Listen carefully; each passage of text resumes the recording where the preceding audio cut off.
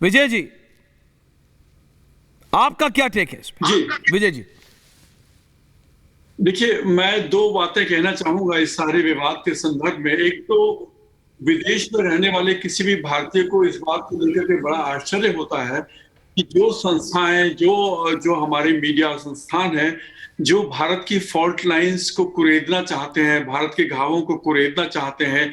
ठीक है विजय जी। शिवकांत जी, आप इससे सहमति रखते हैं सर? मैंने अपनी पिछली टिप्पणी में एक बात कही थी, उसी को मैं आगे बढ़ाता हूं कि ये रिपोर्ट 20 साल बाद इस वक्त क्यों लीक की गई।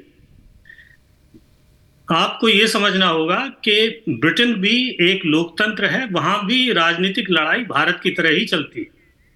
यहां लेबर पार्टी और कंजर्वेटिव पार्टी के बीच लड़ाई है। इस वक्त कंजर्वेटिव पार्टी, जिसके प्रधानमंत्री सुनक साहब हैं, उसकी लोकप्रियता इतनी घट गई है कि लेबर पार्टी को लगता है कि 12 साल बाद वो पहली बार सत्ता में आने का उसके पास सबसे अच्छा अवसर है। और इससे बढ़िया रास्ता क्या हो सकता था लेबर पार्टी के लिए कि इस तरह की कोई रिपोर्ट मीडिया को लीक कर दी जाए, जिस पर मीडिया में प्रोग्राम बने और छिछालेदार हो, और जो आर्थिक समझौता होने वाला था वो ना हो, वो डिरेल हो जाए। सुनक पर और दबाव पड़ेगा। तो ये तो हुई बात यहाँ की दो पार्टियों के बीच की लड़ाई की, लेकिन कंजर्वेटिव पार्टी के भीतर अपनी लड़ाई चल रही है सुनक साहब के नेतृत्व को लेकर के। तो बहुत से लोग अंदर ही अंदर कंजर्वेटिव पार्टी के भीतर भी हैं। तो ये हो सकता है कि या तो सत्तारूढ़ पार्टी के किसी व्यक्ति ने या लेबर पार्टी के किसी व्यक्ति ने विदेश विभाग के अधिकारी से ये रिपोर्ट बीबीसी को दिलवाई, क्योंकि बीबीसी उस रिपोर्ट के बिहाफ पे कोई मतलब विदेश विभाग का कोई आदमी कैमरे पे आकर के ये कबूल करने को तैयार नहीं है इस पूरी फिल्म में कि ये रिपोर्ट उनकी बनाई हुई है, और वो इस रिपोर्ट के जितने भी निचोड़ हैं उनके साथ सहमति रखते हैं। उसने पर्दे के पीछे होकर के बात कही है, उस किसी दूसरे की आवाज में, मतलब परोक्ष रूप में उसको पेश किया गया है। तो ये यहाँ की आंतरिक राजनीति भी है, जिसको भारत के लोगों को और मीडिया को समझना होगा।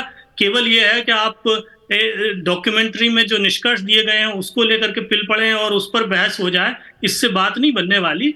मामला, जो तस्वीर है वो जैसे दिखाई देती है उससे ज्यादा पेचीदा है। शिवकांत जी, विजय जी, वापस आ रहा हूं, लेकिन जरा मैं वन ऑन वन चला चाहता हूं सुधांशु जी और आचार्य जी के बीच। हर्षवर्धन जी, इसके बाद आ रहा हूं, माफी चाहता हूं आपके पास। आचार्य, भारत की लड़ाई है, नरेंद्र मोदी और अमित शाह को हराना है तो आपको यहां हराना पड़ेगा, यहां हराना पड़ेगा। बीबीसी के डॉक्यूमेंट्री के बल पे तो हारेंगे नहीं, ये तो आप मानते हैं आचार्य।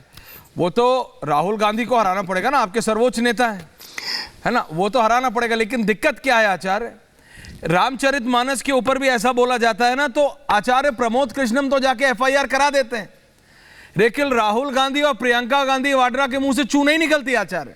दिक्कत यह है, आपको पता है दिक्कत यह है। आचार्य प्रमोद कृष्णम बोल देंगे ऐश्वर्या बीबीसी मैं नहीं देखता भाई, मेरे को हिंदुस्तान की न्यूज मीडिया, लेकिन कांग्रेस का कोई और बड़ा नेता बोलेगा नहीं आचार्य।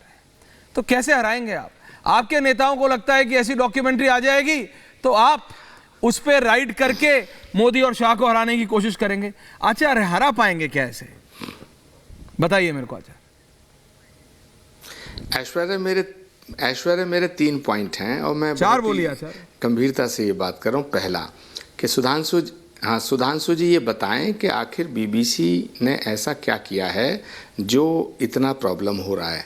अगर बीबीसी ने कुछ ऐसा किया है जो हमारे देश के प्रधानमंत्री की शान के खिलाफ है तो फिर बिल्कुल हम अपने देश के प्रधानमंत्री के साथ खड़े होंगे, लेकिन आपको बताना पड़ेगा कि बीबीसी ने ऐसा क्या किया है। दूसरी बात, अगर बीबीसी और कोई विदेशी मीडिया हमारे देश की तारीफ़ करती है, हमारे देश की सरकार की तारीफ़ करती है या मोदी जी की तारीफ़ करती है तो आपको बड़ा अच्छा लगता है।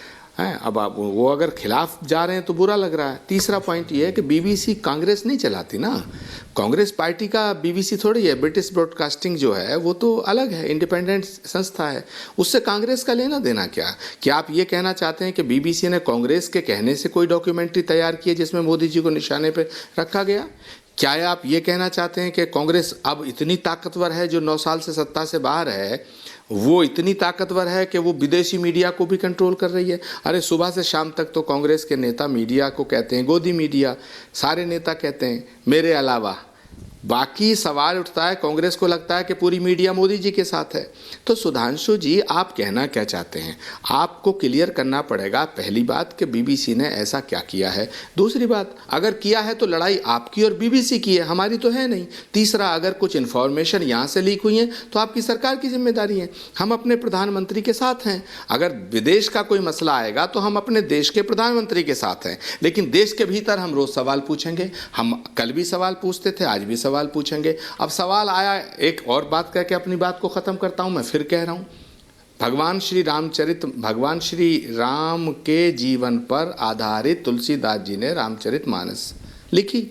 श्री रामचरितमानस हमारी आस्था का आधार है। रामचरितमानस को बैन करने की मांग स्वामी प्रसाद मौर्य कर रहे हैं, जो समाजवादी पार्टी के नेता हैं और पूर्व मंत्री हैं, और इससे पहले आपकी पार्टी में थे।